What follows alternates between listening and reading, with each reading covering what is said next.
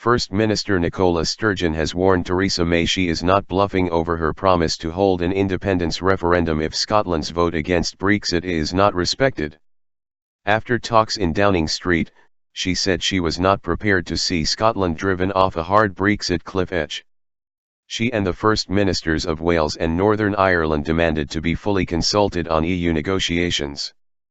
But Downing Street said it was vital not to undermine the UK's position.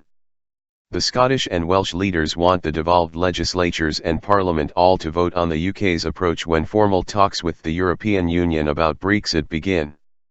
The issue was discussed as the Joint Ministerial Committee, bringing together the Prime Minister, Ms Sturgeon, Welsh First Minister Carwyn Jones and Northern Ireland's First Minister Arlene Foster and Deputy First Minister Martin McGuinness, met for the first time since 2014.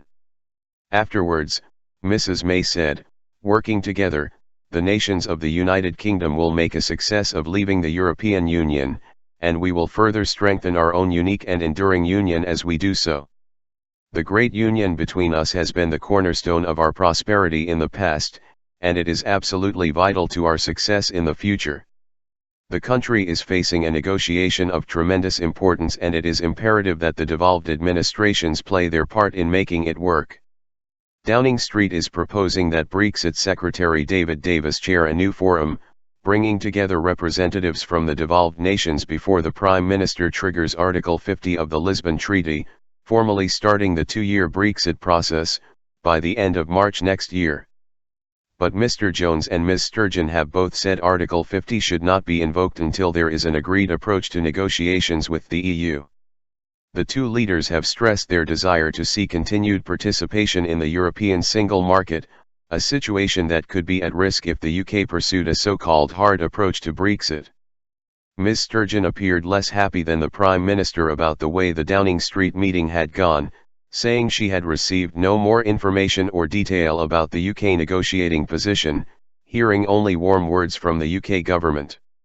She added, "I'm not going to stand by and watch Scotland driven off a hard Brexit cliff edge. Scotland's vote to stay has to be respected."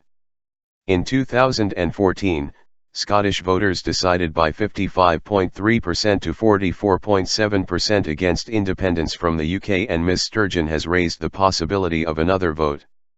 She said, "There's not a bit of what I'm doing just now that's bluffing or game playing. This is not a game of chicken. It's not a game at all." Ms Sturgeon told reporters, "If all we get from the negotiations is a door slammed in our face, Scotland should be able to choose a better option." Ms Foster, also speaking in Downing Street after the meeting, said, "It's important that we are involved in the heart of the Brexit negotiation process." BBC assistant political editor Norman Smith said Mrs May had delivered a fairly bold nod to demands for devolved legislatures to have a greater say in Brexit. She did not want separate deals in separate parts of the UK because this risked confusing issues and undermining her negotiating strategy, he added.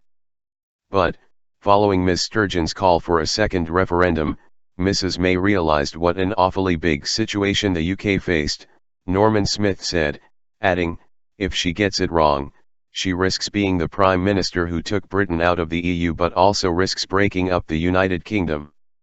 The talks came as a think tank warned the UK faced a full-blown constitutional crisis unless all nations of the UK agreed on core planks of the government's approach to Brexit. The Institute for Government warned imposing a settlement on Scotland, Wales, and Northern Ireland might be legally possible, but if it proves impossible to find consensus, the result may be a serious breakdown in relations between the four governments and nations of the UK.